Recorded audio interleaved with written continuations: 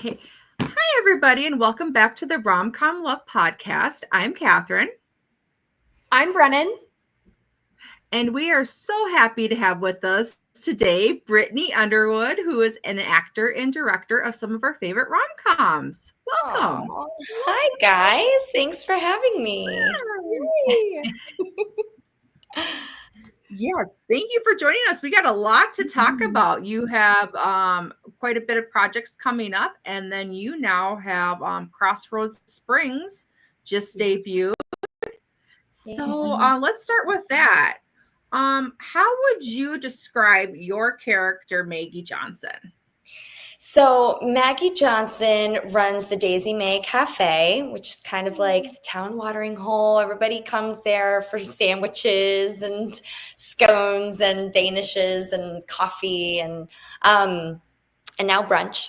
But yeah, so she grew up in the town, so she's familiar with the town. She moved away, just like the lead character James did, and they both moved back to town around the same time, and they reconnect, and they had a little bit of a history in the past before they moved away. So now they're going to see kind of what happens in this new chapter for them. Aww. That sounds great.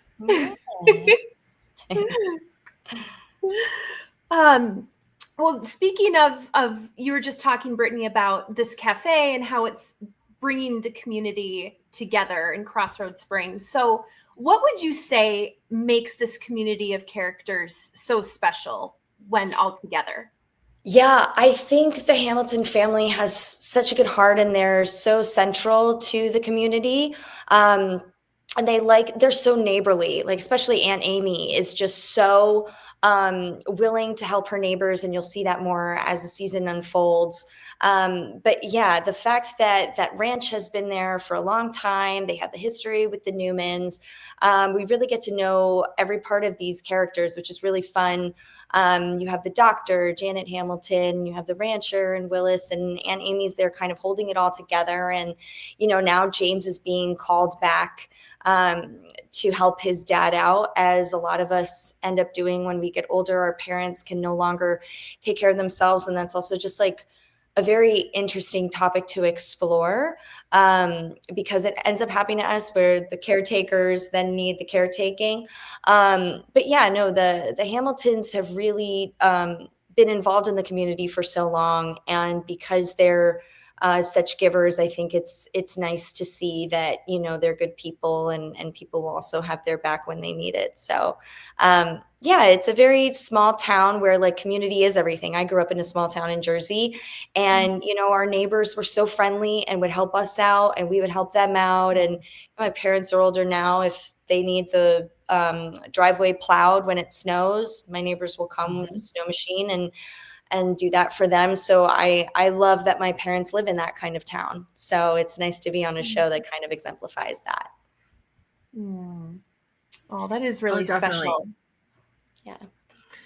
And like you said, that chance meeting of somebody coming back into your life too, that's happening a lot, especially and when families are being reunited, whether it is a family member or a past lover, crush, or relationship, friendship. So yeah, I love watching that unfold on screen. And this one definitely has a great, like Jesse Hutch is the neighbor who is running a competing ranch, and then we've got the Hamiltons, and then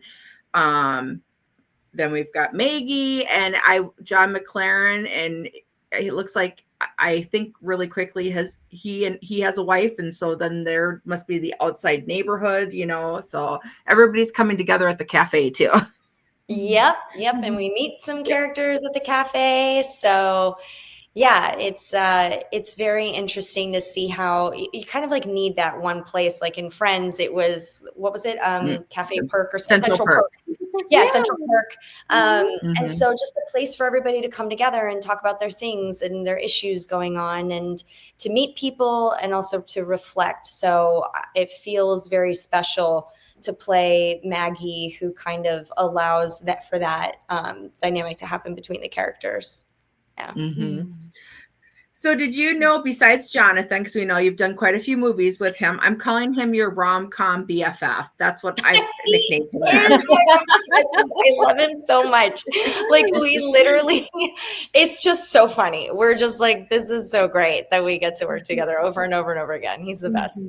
Well, and I noticed that not only is it that he's your co-star, you're also directing him. And so then you get to be his boss. I know. Well, that was initially. So that's how we met, is I directed him in 2 movies. So I haven't directed him since then. We've just been switched to co-stars and then just been coasting as co-stars.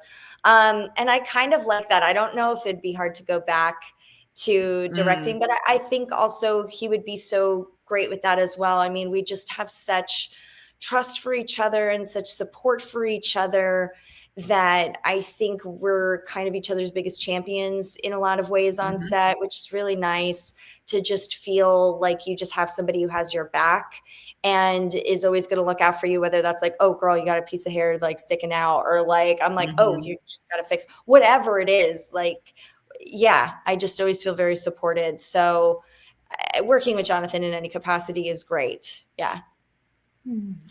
So yes, next movie I'll gift you guys those T-shirts. I'll send them wherever you are on set. I think it'd be perfect. So then, how many of your other castmates did you know before you joined this show? Did you know anybody? Nobody. Zero. Okay.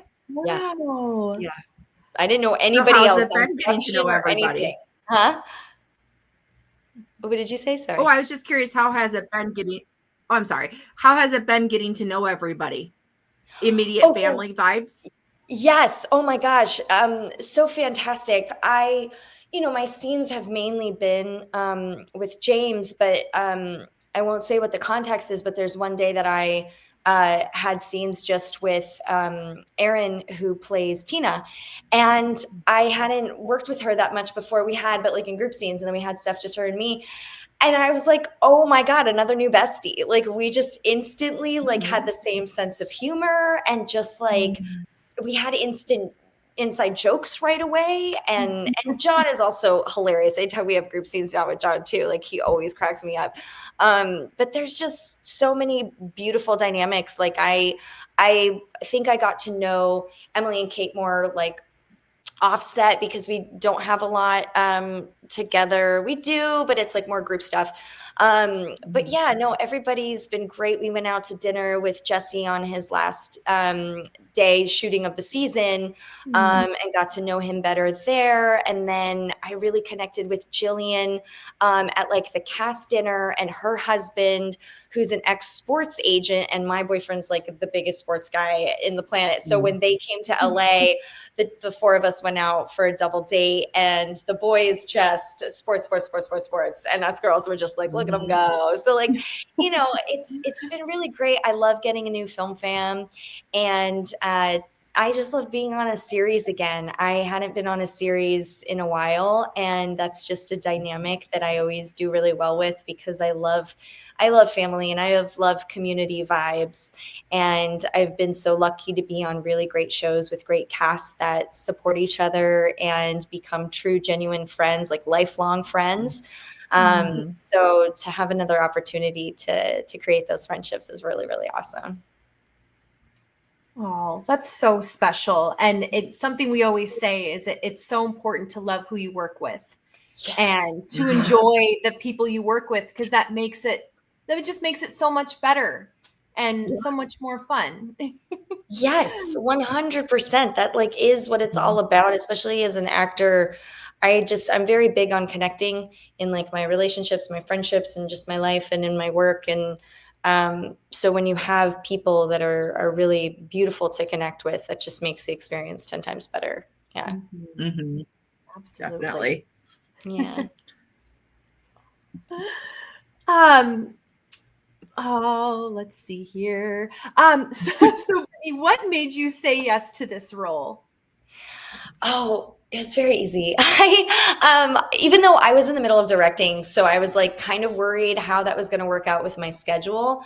My agent called, who is also Jonathan's agent. The last movie I did, Jonathan was like, you need to be with my agent. And I was like, okay. And so he made it happen like right away. Like he was like, I'm just going to call him immediately. I was like, immediately? It's like 11 o'clock at night. Like, we had just finished wrapping or whatever.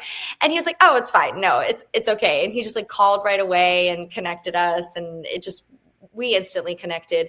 And so he was like, oh, I have, something coming in from Jonathan's show, because I knew that Jonathan was on a show. But I didn't know like all of the details for it or whatever. And he was like, they want you to play his like interest or whatever. And I was like, really? Oh my God. And so, yeah, I mean, that was also just like a very easy yes. I mean, that was the initial conversation. And then it was like, okay, this is what the story is about. And I was like, oh, even better. And it just kind of was one of those things that the more information I got about it, the more exciting it was, the more excited I got. So yeah, it was just kind of a snowball of great and more great. Yeah. With the whole project. Yeah. Yes. Well, Jonathan shared with us a fun story with the, they were looking for the role. And then at one point it was kind of like, why are you looking? If you're going to go out and find somebody, because he had mentioned LA, he goes, it's going to be, or they're just like, it's going to be Brittany, just because they've already got the chemistry. And so that's awesome to have that connection with the agents too. That's a lot of fun. That agent's got to be like, I love when my co-star or my clients work together. It makes it easier. 100%. And that was the thing, is like, the fact that Jonathan and I's characters are supposed to have this history, it's the first time that we get to actually play the fact that we have history, because even though he's my prince in every single Christmas movie, we always have to pretend like, who's this new person I've never seen in my life before? I don't know you. I know. I feel like I've known you for 4 movies now. It was great that like we're like, oh, we can play the familiarity that we have, and that's something different for us, but also it's like old news and new news on screen. Yeah. So that was really fun. I was like, oh, even better, we don't have to like pretend we're meeting again, so you're like, no more repeats.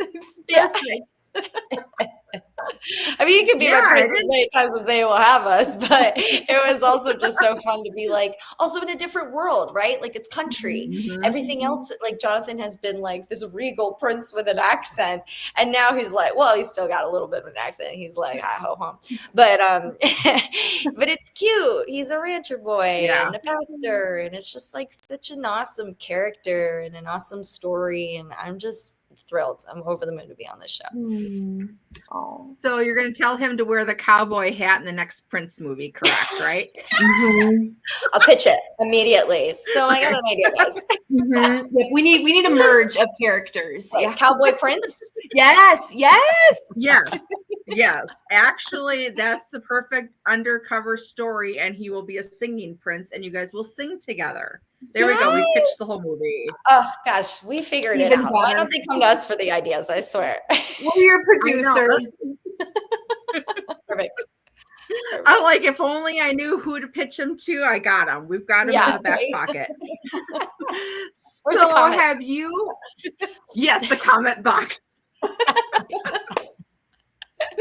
Have you discovered anything about yourself while you've been playing Maggie? And I know that you are going back to set very soon too, because you guys got picked up for more episodes, which is so exciting. So congratulations on that. Yeah. Thank you.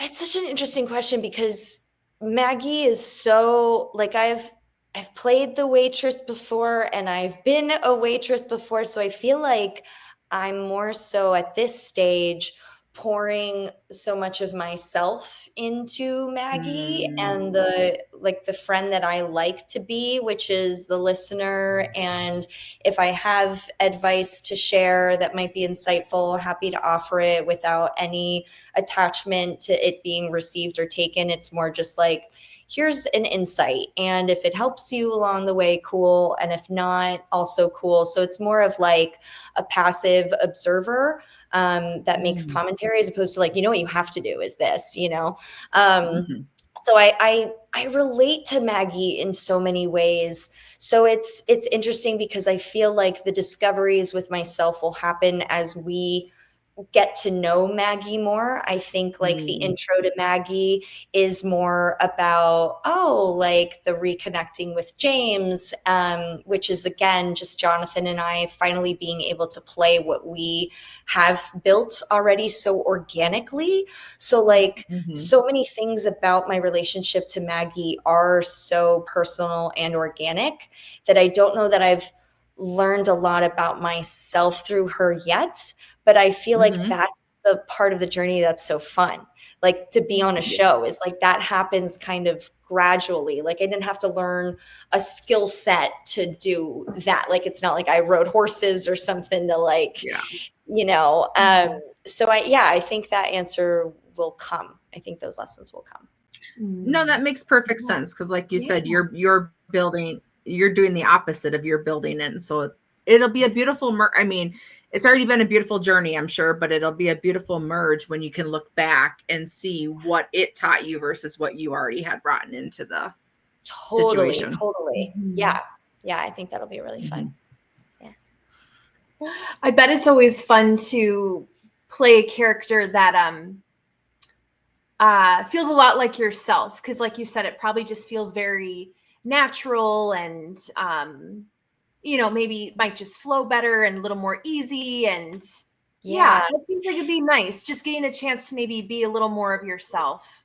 Yeah, I feel like with TV, it's always, they tend to cast people that are more like that role than, and like in film, it's more likely to be a character that is more different than you, especially because I play a lot of like villains and killers and stuff in these thriller movies. But the thing not you. Not me. No, not. I've never done that.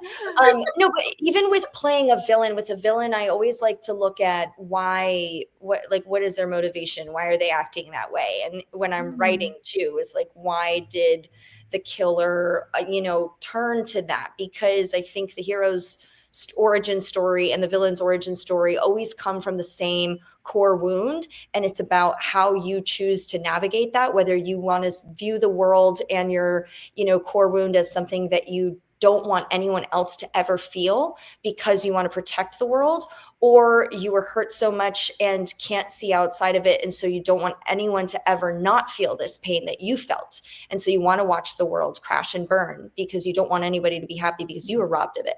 So it's like just that in itself is like such a guide for, hero or villain role, right? Of like, what was it that made you who you are? And why did you choose to go down the path that you did that decides your character?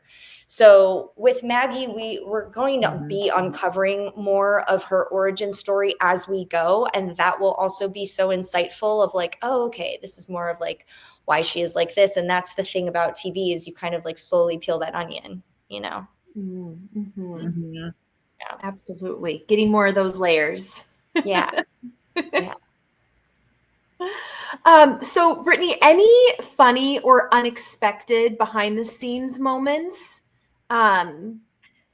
during filmmaking that stick out to you or that you remember? Yeah, it was definitely this moment, this like day we had with Erin where I just like, we couldn't stop laughing, and we were just like having so much fun with the fact that she like had this pregnant belly, and I don't know why it like cracked us up so much, and we made so many jokes about her pregnant like belly and just like the just logisticness of having this like big bump that her character had. And I don't know why it just made us laugh so much. And I'm trying to think of like specific moments that Erin and I had, but I think that was like the unexpected, really fun, silly time that I didn't expect that. Oh no, actually, there is a really funny moment.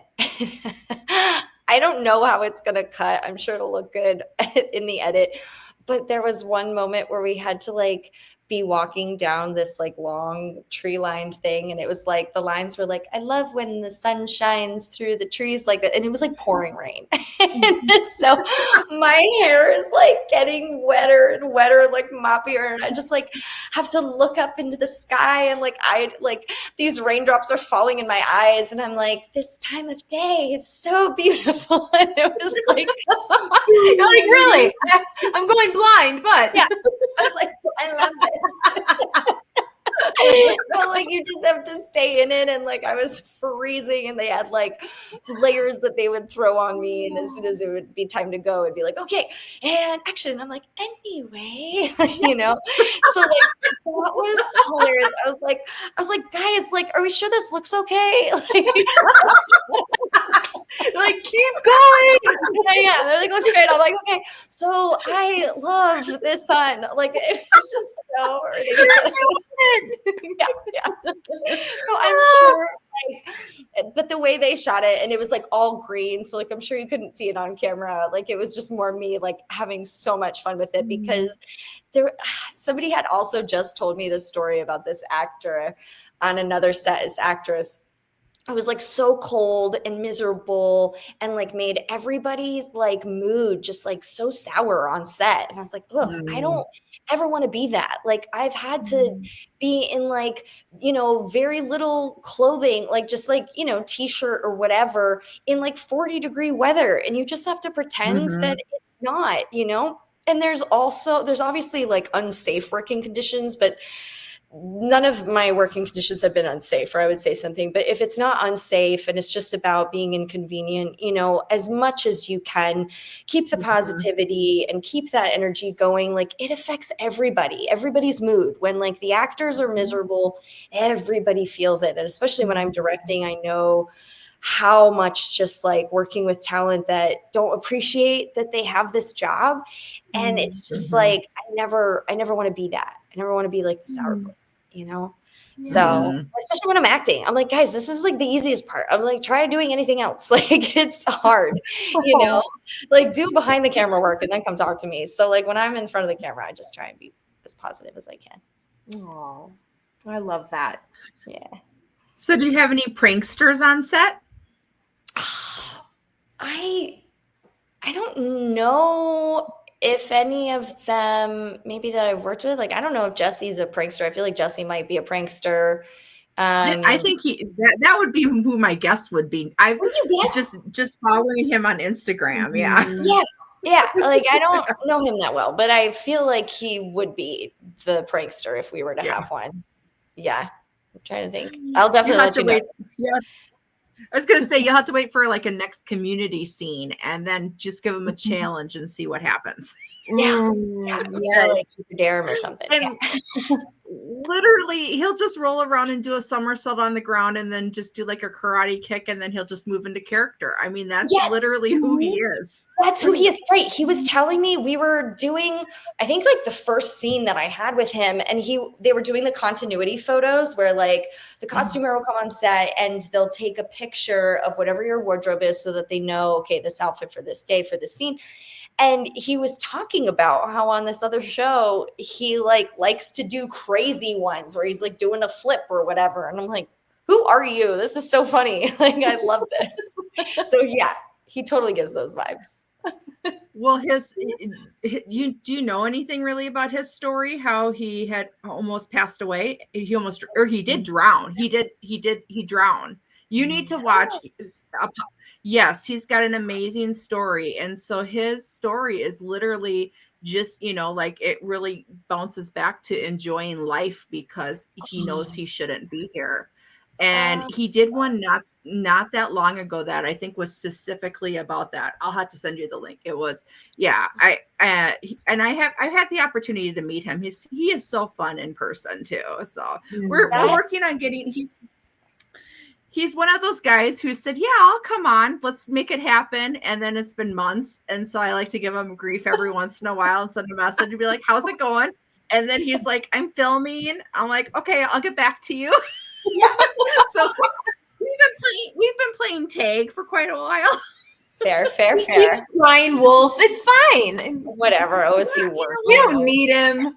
I'm like, he's like, good. I'm like, good for you for working. I'm like, we will patiently wait. Don't worry about it. But We no, will. I promise, Jesse, we love you. Please come on. Yeah. Yes, no, that makes so much sense that he has this experience, because he does seem like somebody who just enjoys every moment of every life and makes the most of it and has a really good outlook on life. So that does not surprise me at all. Yeah.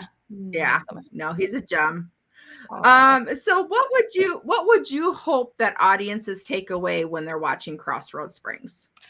Oh, so many things. I hope they feel motivated to, resolve conflict with their family, if they have any. I hope they feel inspired to help out their neighbors. And I hope they're able to also just like sit back and relax and not have to feel preached at. I hope they can like be inspired of these things without feeling preachy, because I think like so much content these days is like, you need to feel this and you need to think this and you need to do this. And it's like the whole point of the entertainment industry used to be to just entertain, right? Like, and throwing little life lessons in there along the way, like in the sitcoms that taught us like moral family values or whatever it could be, but just of being a good person, and just being able to relax, comfort food, like eating comfort food. That's how I hope it feels for people. Like, oh, okay, this is just nice. Yeah. That's the kind of entertainment we love. We love our comfort food. Yes. Yeah. Yeah. 100%. We love a little spice too, but we love the comfort. We do. We do. We need a little pepper on top. Yep. Sure. We have basically trademarked ourselves the Hallmark After Dark girls. So we're basically, we're like, give us the spice that we know what station we're watching. And of course, GAF doesn't quite do the same spice, but we were just talking yesterday with a writer about that push and pull, and how that, the push and pull, and then the will they, won't they, all of that is just as satisfying as that final moment with your kiss, and that coming together. And so you could find those sparks and spice anywhere. So we embrace it however it comes. Exactly. Nice. We love it all. Nice. Yes. Nice. Love it. Like I said, I watch the soap operas, so it's not like it's a shocker to me. Spicy content there for sure. Yeah. Oh goodness. So speaking of, I'm going to flip with Brennan really quick here. So speaking of One Life to Live was your big break. How would you say that experience shaped you for your future behind and in front of the camera? Oh, for sure. In so many ways. That was the big one. Yeah, that fully is responsible for so much of who I am as an actor and as a person. It's where I met my best friend, Kristen Alderson, who's like my sister, and her mom, who's like my mom, and her family have like fully taken me in. And I have an amazing family to begin with. But, the fact that I have this other family that is so supportive and understands me in such a deep way, that alone has been a big testament to who I've become as a person. Kristen, is able to laugh through so many difficult things. Like even when her brother was going through cancer, we found ways to make light of it, and we had to. And that was a true testament, because there are so many people that are not able to do that. And I think that, if they can learn, the more you laugh through the painful parts of life, the easier it becomes. So that's something I always try and keep in mind. And then as an actor, it was like boot camp, like I was 16 years old, and it was like, you have to know your lines and you have to learn all these pages, and you better be good to go on your first or second take or you're going to get yelled at. And, don't forget this and don't forget this, and camera awareness, and being able to be trained on this soundstage.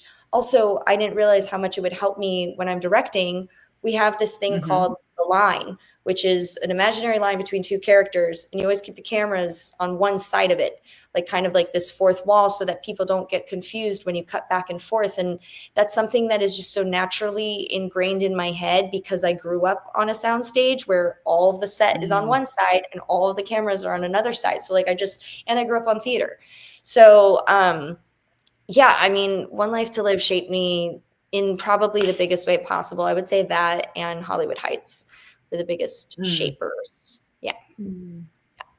Was Hollywood Heights, was that a CW show? I No, remember the name. Nickelodeon. Yeah, it was Nickelodeon. Oh, Nickelodeon. Okay. Oh, that's right. Yes. Yeah. So that was the one that was like A Star Is Born, but as a Nickelodeon teenage version of it. Yeah. Yeah. Oh, that's so fun. I was just thinking, I miss the soap network. Oh, yes.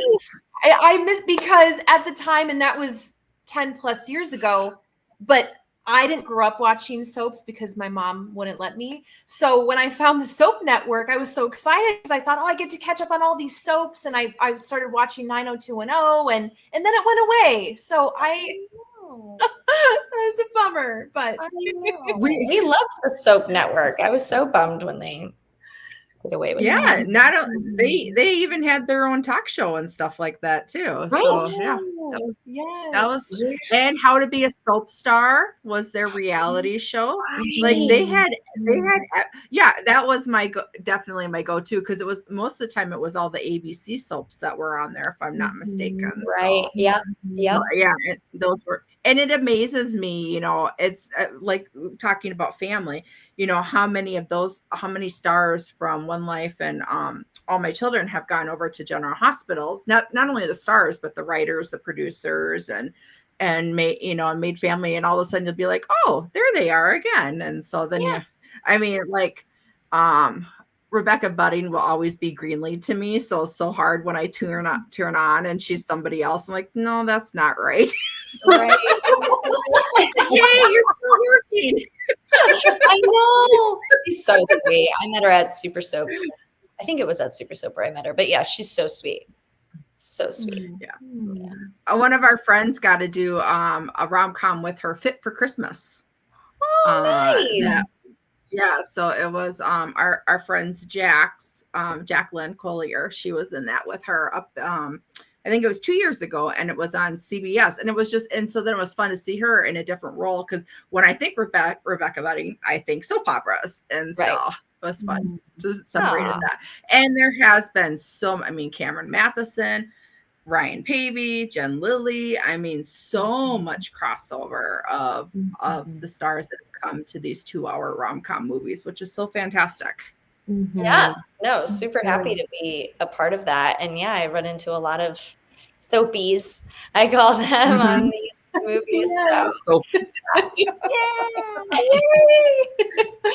But Brennan, anytime you want to watch and go backwards, I'm sure we can find everything on YouTube.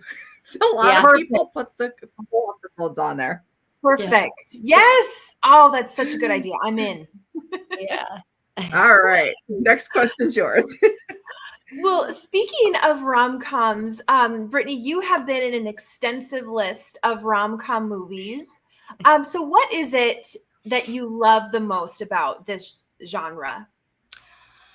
I think there's something truly magical, even in the real world, when it comes to falling in love.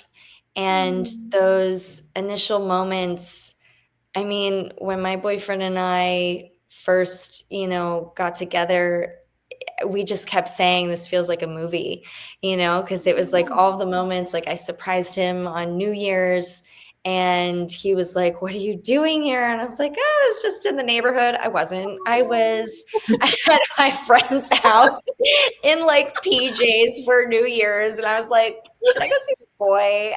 And they were like, yes, go see this boy. And I was like, okay, I totally don't have a change of clothes in the car.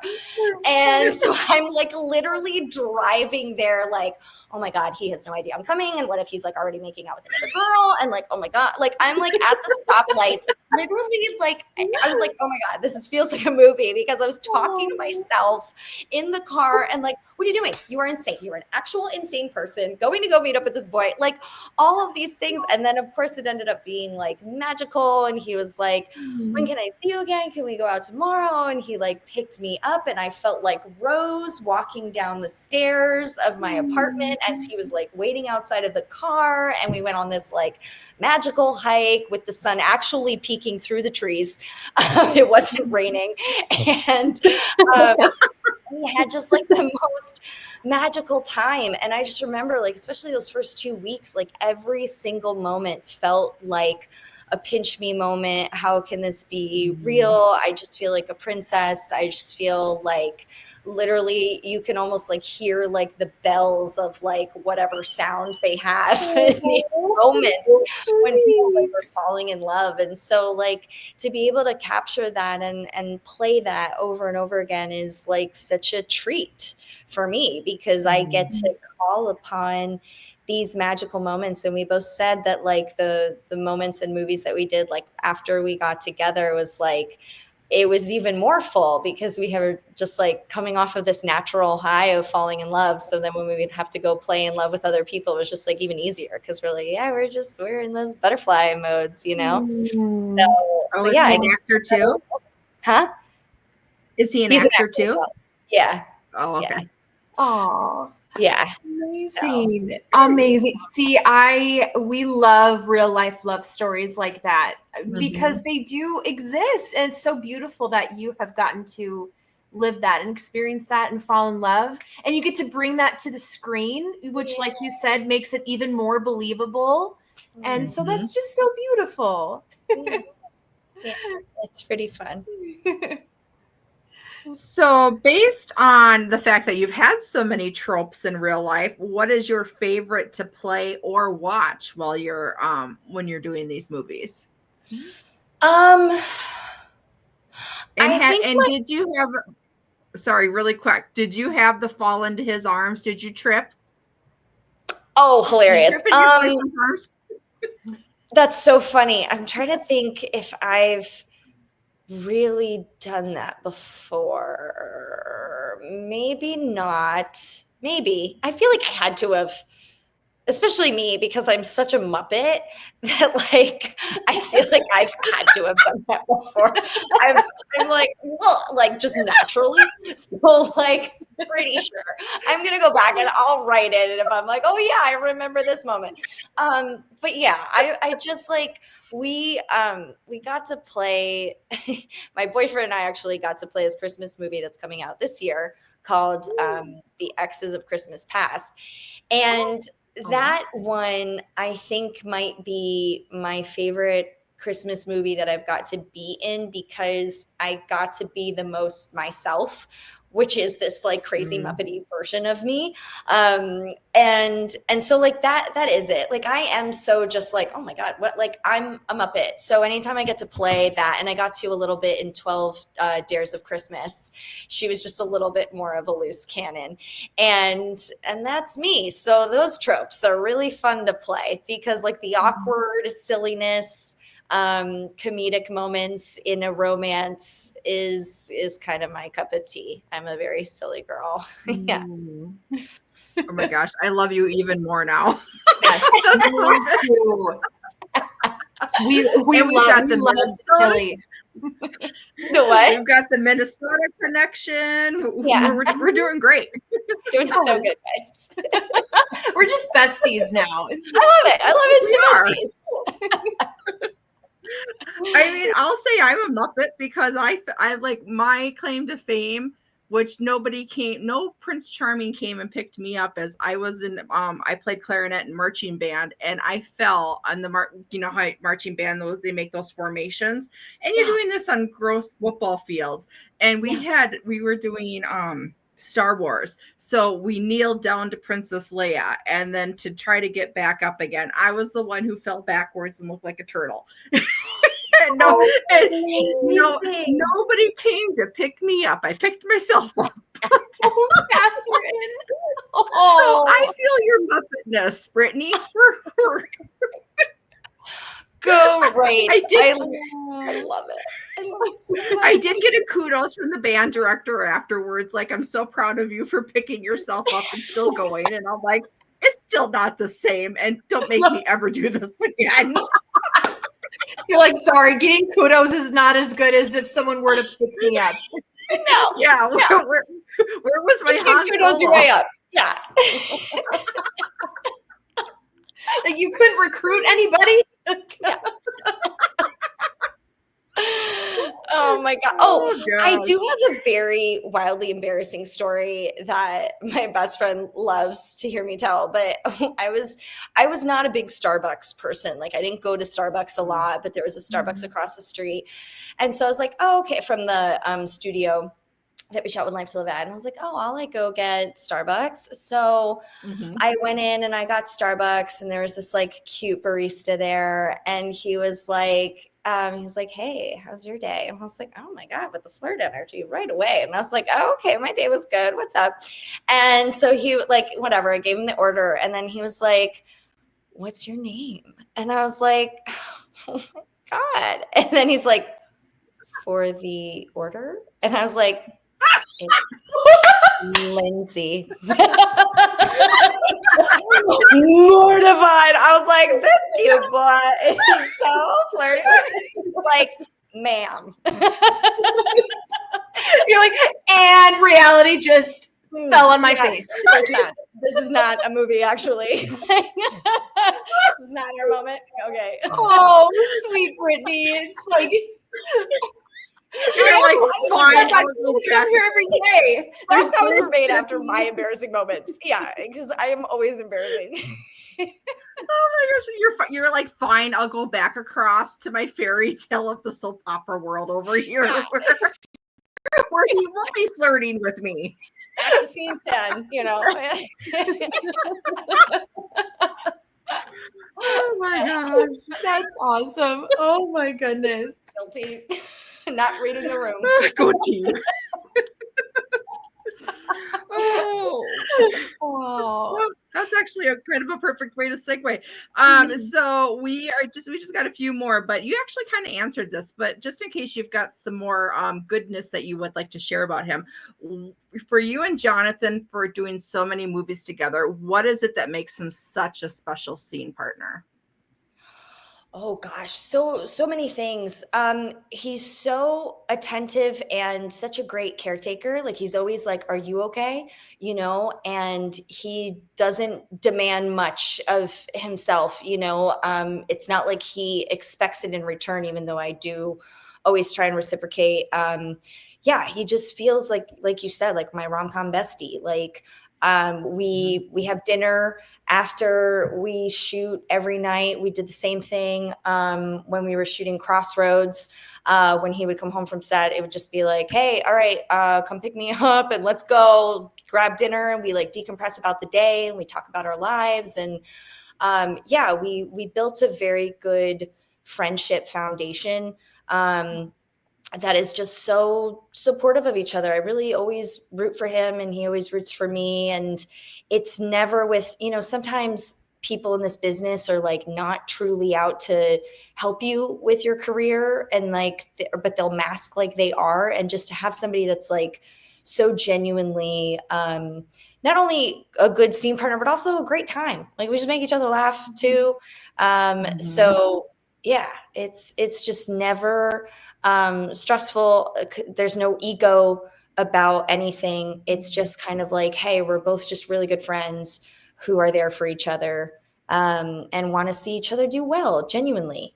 So yeah, it's always a great time. I always know what I'm going to get with Jonathan. So that's like always takes the stress off too. Cause like sometimes with somebody new, you're like, are they going to be like full of themselves, or are they going to be very vain or like all about them? And you're just like, ugh. Like, I don't resound with that energy. So yeah, it's just always a good time. Mm. That's so good. It's just, yeah, it's like working with your best friend, and and I, just like you were saying, that makes the chemistry on screen so much better and so much more believable. Yeah. Totally. Well, Brittany, so what is your guilty pleasure rom-com to watch? Oh, very interesting. It's my favorite romantic movie is I'm a huge Notebook girl. I'm trying to think of rom-com. Actually, my favorite rom-com, or one of them, is oh my gosh, what's the one with Brittany Murphy and Ashton Kutcher? Just Married. Yes, I love Just Married. It's so good. It's so good. Just Married is amazing. Just Friends is also amazing. I love Just Friends. Oh my goodness. Yeah. Yes. I love that era of the rom-com. You know, like it truly was just so character driven, and these amazing actors that brought so much of themselves to these roles, you know, is like we really had this era of amazing talent that was just so fascinating to watch, so entertaining to watch. And yeah, I those are two of my favorites for sure. I could watch Just Married. I actually did just recently show it to my boyfriend because he hadn't seen it. I was like, we need to watch this, and he loved it. He loved it. It still holds up. Can you guys remind me of the story? Because I was thinking of the one where and maybe it's Just Married in Vegas or something. What Happens in Vegas, maybe with Cameron Diaz, where Ashton Kutcher did that one. Yeah, fair. So I get the two confused. So what was Just Married? Just Married is Ashton Kutcher marries up to Brittany Murphy, who comes from like a very wealthy family, and Ashton Kutcher isn't. And so like there's this whole aspect with the family of them not thinking that he's like good enough for their girl, and they are like madly in love, and then they go on this honeymoon vacation and everything goes wrong. Like it's just like one thing after another, and they're constantly bickering and fighting the entire way. And then they'll make up, and then something will go wrong and they'll fight, and then they make up.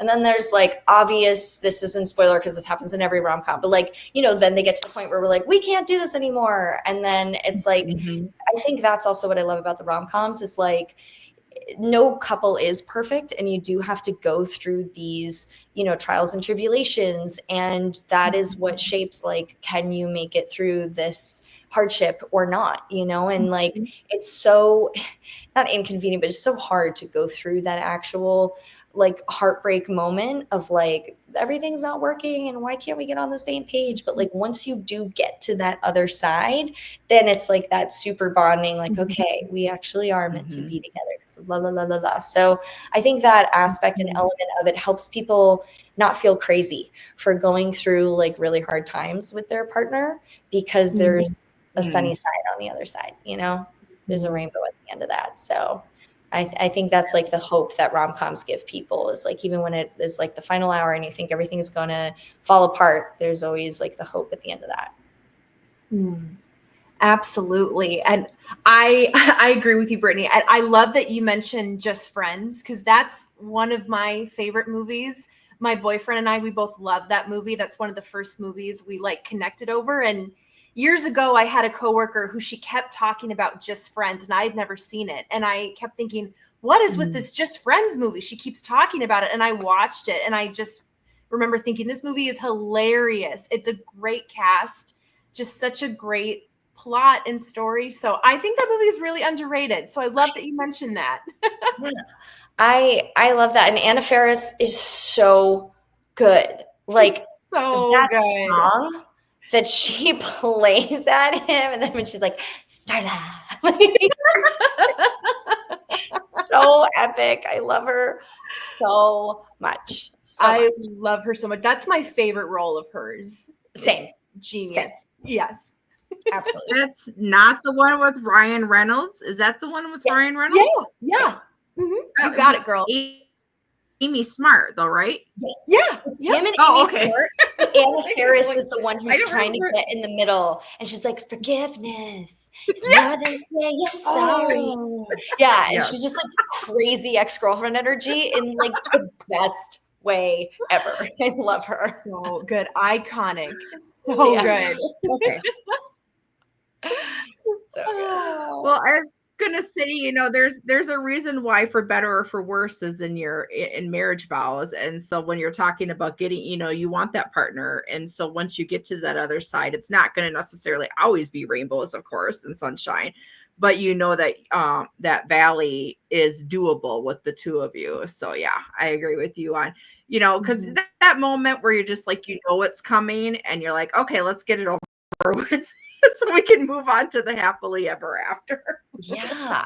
Just bite the bullet. And I think also people are scared to talk about the things that are wrong in that relationship because they're so scared that it could go very catastrophically wrong. But I also think that that's like, well, if it's going to go wrong because of having a conversation about it, then that also might be a really big red flag that maybe this isn't the person that you're meant to be with, because there are going to be so many hard times throughout any relationship. And if it's always going to be tiptoes or suppression of how you're feeling because any discussion about a conflict results in this like catastrophic World War III event, then like maybe just don't. Like maybe, you know what I mean? Like that's the time to have the real conversation about like, can we have conversations about conflict in a safe space? Can that happen? Yeah. So I've never thought of this till now, but maybe the people who should be marriage and relationship counselors are the ones who make the rom-coms, or the 2-hour movies, because you are always, like genuinely you're showing the happy ending and you're like, okay, but this, or whatever. Yeah, there we go. I think that's the next career for you, Brittany. Yeah, right. Just like counselor or something. Oh no, we lost Brendan. Oh man. But I do thoroughly enjoy seeing the other side of any argument. That is something I thoroughly enjoy, even if it's like, whether it's political or whether it's, friendship wise or relationship wise, like I'm constantly begging, like, gladly will hear the other side. Yes. Like, please tell me how you are feeling, as opposed to just being mad, because I can't sort through, I can't reason with emotion. But if you can come to me with, I feel this way because of this, okay, then we have a starting point. Then we have a jumping off of like, okay, we can address this issue. You're back, Brittany. I'm so sorry. You're good. No, we were talking about yeah. Go ahead. Oh no, I might have to go back to Zoom. I'm not sure what's going on with streaming, but no, I agree with you, Brennan. We were talking about how like to know, like to understand somebody else's point of view versus just have that person being mad at you. And I don't like people being mad at me at all. So there's that aspect of it. But 100%, that's how we learn, and while it still might not make an agreement at the end, to understand where somebody's coming from helps you understand why they do what they do and why you do what you do and reacting. So yeah, there we go. Brittany, counseling 101 for your next career. Open up my like lemonade style advice here. No, I'm just kidding. All things I've done wrong, so you can learn. You could have your little Lucy stand as you're directing your movies on the side. You're like, okay, so what's your problem today? Remember, I'm on this side of the camera, so on that side is good. It's so funny because directing kind of ends up being like that sometimes with like, if crew members are having issues with each other, or if there's like somebody on your team that you're not like seeing eye to eye with on something, like you have to, as the director, figure out, okay, where is the commonality? Why are they acting that way? What is frustrating about this circumstance for them?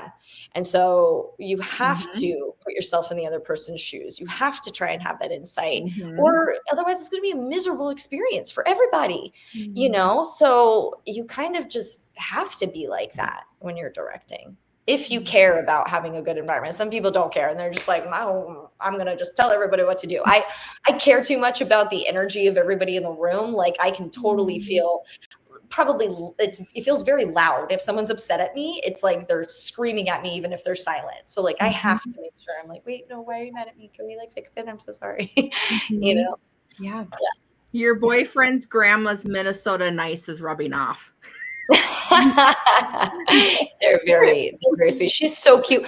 The first time I met her, I was like, "Oh, hi, nice to meet you." She goes, "Oh, did you know Alex and I go way back?" I was like, "You are so cute." It's adorable. Oh, You're so like, sweet. you're like, I hope so. I hope you go way back. You are his grandmother. She is the cutest thing ever. Yeah. Sweetheart. Oh, funny. So let's finish up with we got two more for you, and we'll do a little trivia. You're also a singer songwriter. There we go. How does your music fuel your creativity in acting and directing, or vice versa? Oh, very good question. In so many ways. I mean, definitely, especially if I'm playing a character that has to be sad or has been heard in some way, like I always have like a song for them that I listen to that like feels very much so that character. So that's one way. Music is just such a form of expression to like the nth degree. Like if you think about in a musical, the times where they break out into song is when the emotions are fueling and building and become insurmountable, that the only way to express them to this nth degree is to express them through song, because that is the most visceral form of self-expression to communicate, right? So and then there's also like dancing as well. Like I kind of sometimes combo in my room. I was going through a breakup a few years ago, and like something that was so healing for me is I would just put on like whatever sad song in my room, like in my headphones, and I would just like dance. Like I would just like dance this emotion out, and I would allow myself to cry as I was moving through the space and just like fully releasing everything out of me. And I just love all of that beautiful form of expression that we get through music. And when I write, the songs that I like the most that I've written aren't the ones actually that I've released. They've been the ones that are for me. You know, they're kind of like a sung diary of what I'm going through. And, you know, I usually just record them on my little notes recording app. And most of them I haven't even made public. I made one breakup song public. But the other ones, yeah, they're just kind of like a song diary for me. Yeah. Oh, beautiful. Do you play any instruments, Brittany? Or do you play guitar or piano? Yeah, I play enough to be able to like write a song, but not enough to be like a performer of these things. I had to write a lot of songs on the Nickelodeon show that I did because I played a singer-songwriter. So I learned guitar, and I grew up playing a little bit of piano.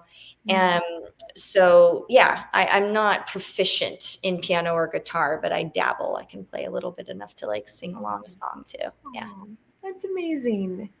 Wonderful. So any upcoming projects that you can share or tease? Yeah, I have a few coming out. I have 2 Christmas movies coming out, one with Jonathan. Shocker. And then the one with my real life boyfriend. And then I have 2 movies that I just directed. And one of them is the first one that I wrote. So I'm very excited about that one. Yeah. Do they all have homes yet? The 2 directed will be Lifetime. And Okay. I think the one I did with Jonathan is Great American Family. There's a rumbling. I think it will be. And then the other one does not have a home yet, but I think it might be Hulu or Amazon. So we're waiting to hear where it lands. Yeah, but that one is just, yeah, that one I think is the most special. Yeah.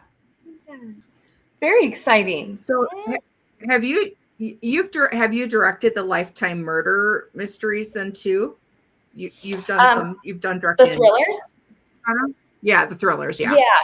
Yeah. So the ones that I've directed, I think I only did 3 rom-coms that weren't Christmas. Then my first one that I directed was a Christmas rom-com. So that's 4.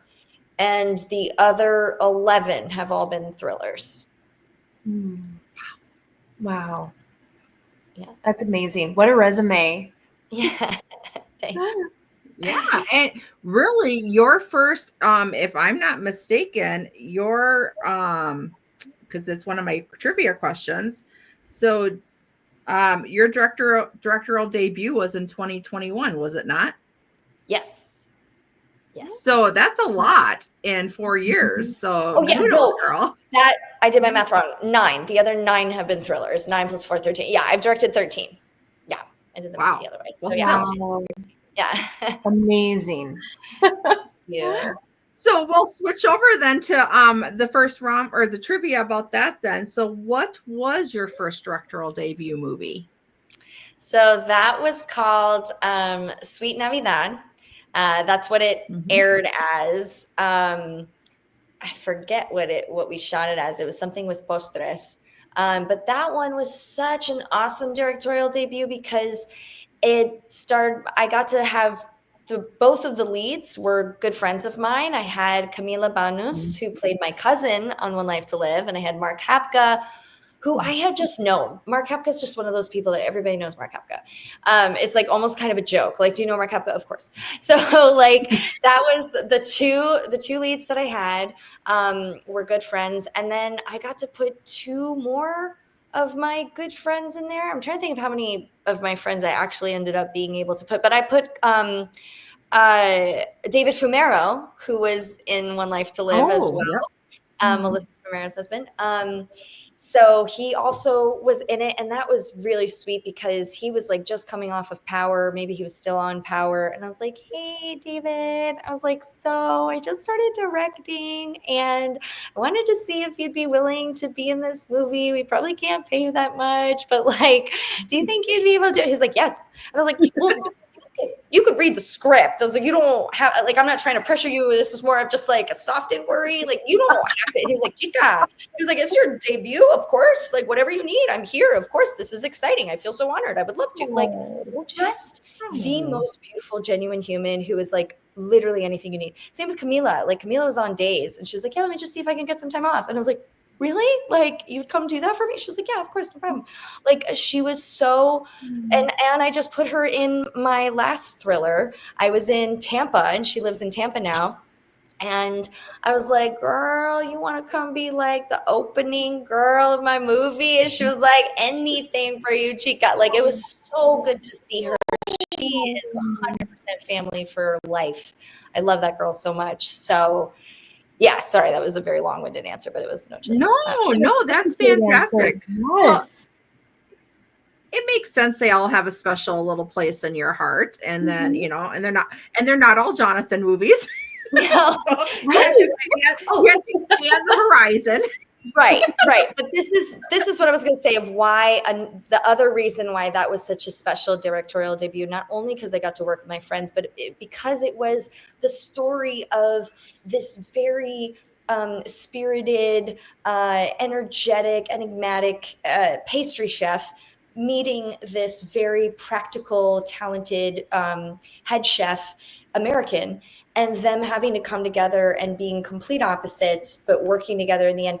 And it was such a reminder of my parents' love story because my mom is Colombian and my dad is American.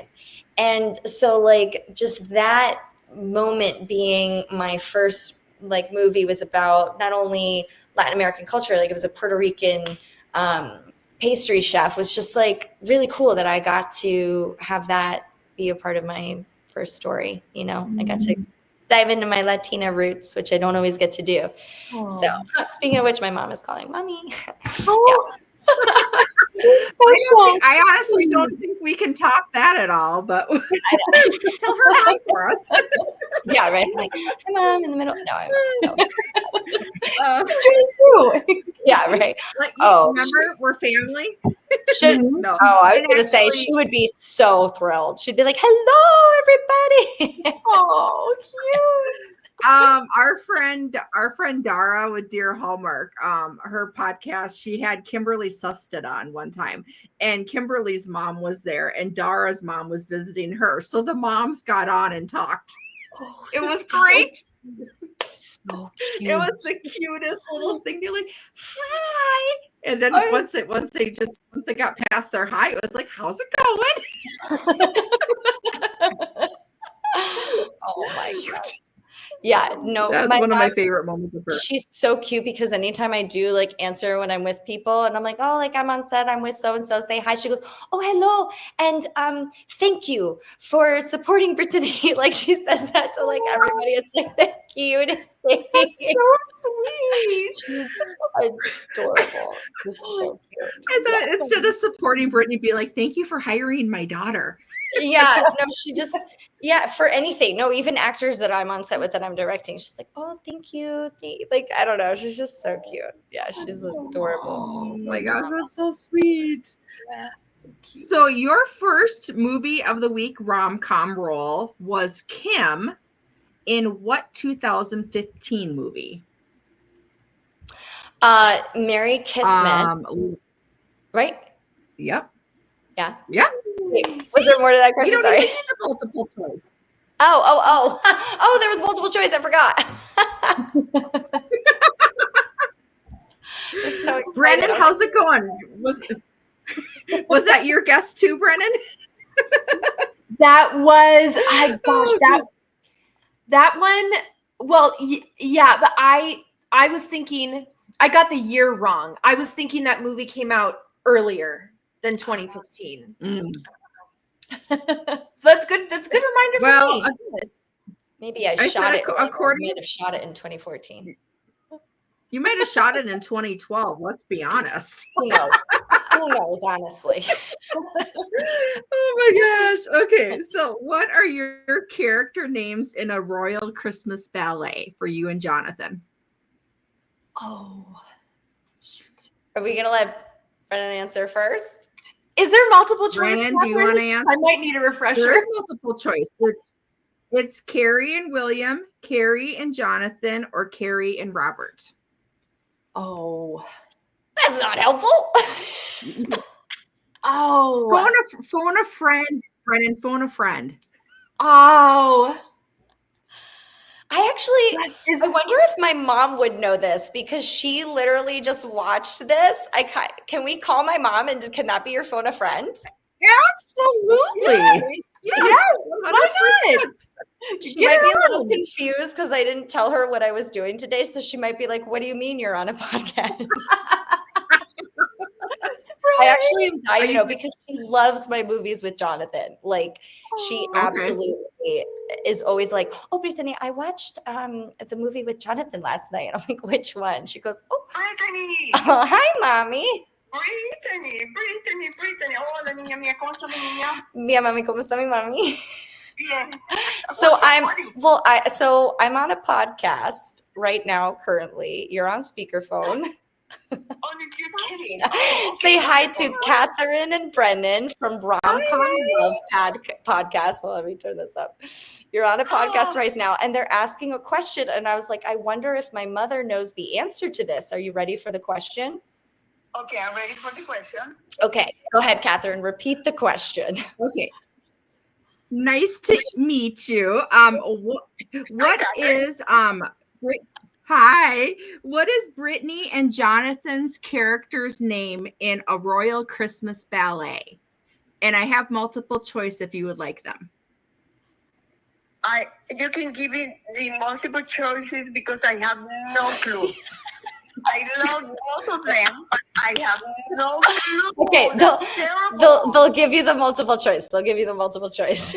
Go ahead. So, her name was Carrie, and his name was either William, Jonathan, or Robert. It was not Jonathan. I don't think so. I hope not. Robert. No. Karen and no. And what was the other name? William. Maybe it was William. I have no clue. I'm Yay! guessing. Was it William? Was it William? Right. You got it right.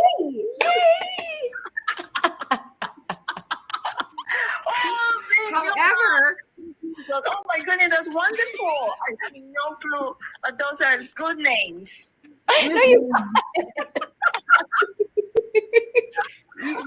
Remind her though that Jonathan did play Jonathan in a movie. He did. He played Jonathan. Was it Yeah. in Royal Christmas Holiday? Was it the first one that he played Prince Yes, Jonathan? he played. Yes. The first Yeah. one, remember when I was a reporter, Mommy? He was Prince Jonathan. Oh, Prince Jonathan. So what's his real name? His real name is Jonathan. Exactly. I couldn't believe it was his real name because I don't know. But that's a beautiful name too. I don't know what else to say. Well, I will call you after I'm done with this podcast, but I just thought you might want to play the game. Oh, Mamita, that's wonderful. Congratulations. Have a wonderful evening. I talk to you soon. Okay, te quiero, Mommy. Ciao, Mamita. I love you. I Ciao, love you te quiero, too. niña. Okay, bye. Bye. Oh, what a doll. She's so cute. Oh, okay. Brittany, on the next time you come, can you bring your mama? Oh God, I was Yes, please. She's welcome too. She's the best, and she's never done any type of public thing with me ever. So that would be so fun. Yeah. We could do a whole bunch of mother-daughter movies and have some good fun with that one. Oh, that'd be so cute. Absolutely. It would be. Fun. I would love that. We try to do monthly trivia nights too. That was how this all started. Was I started as a Instagram trivia account, and literally when I would ask actors, or directors, hey, you want to come and play some trivia in your movies? Everybody's like deer in headlights. So then I was like, well, I like chatting, so I'm like, let's do the trivia at the end, and we'll do the podcast questions first.